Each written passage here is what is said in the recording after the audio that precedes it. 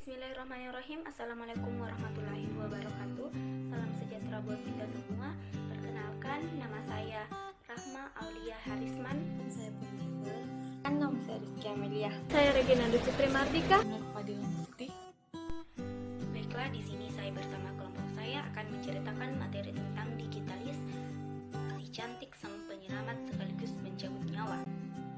Lebih dari 400 tahun, para ahli pengobatan dunia telah mengenal khasiat dari tumbuhan dengan bunga berwarna ungu yang sangat cantik ini. Dan lebih dari 200 tahun, tumbuhan ini telah digunakan untuk menyelamatkan nyawa manusia. Yaps, tumbuhan yang berasal dari Eropa dan Asia bagian barat dan tengah dengan bunga seperti lonceng-lonceng kecil berwarna ungu ini adalah Digitalis purpurea dari keluarga Scorpulariaceae.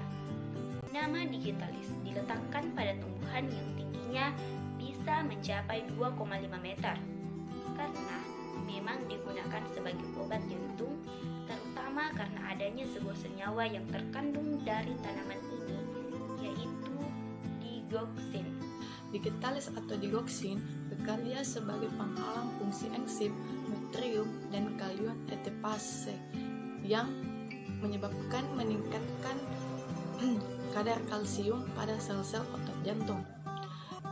Setelah disosialisasi pada tahun 1930, obat ini termasuk sebagai obat yang paling efektif serta paling murah hingga saat ini, sehingga banyak diresepkan di Amerika Serikat, yaitu 4,4 juta per tahunnya. Pun demikian, dibalik fungsinya yang sangat luar biasa, obat dan tanaman ini juga adalah racun yang sangat mematikan.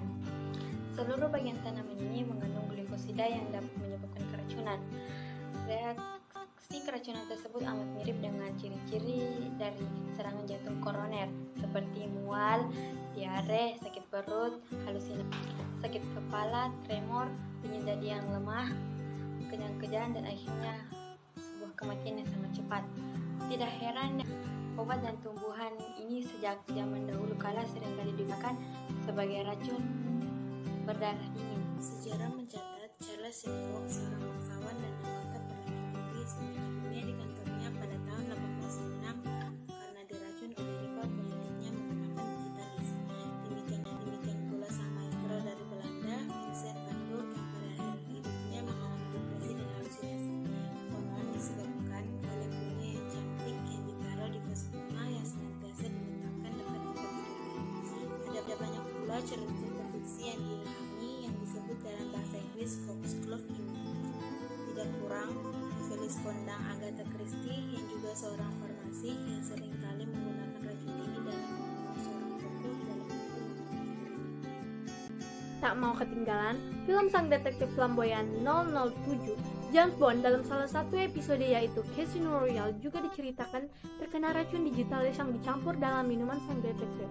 Dan jika Anda pernah menonton serial televisi yang begitu banyak digemari di Indonesia beberapa tahun yang lalu, yaitu Desperate Housewives, dalam salah satu episode juga diceritakan bagaimana seorang istri memiliki affair dengan seorang farmasis, mencampurkan sebutir pil digoxin ke dalam minuman sang suami, yang akhirnya meninggal dunia dan dinyatakan serangan jantung oleh rumah sakit.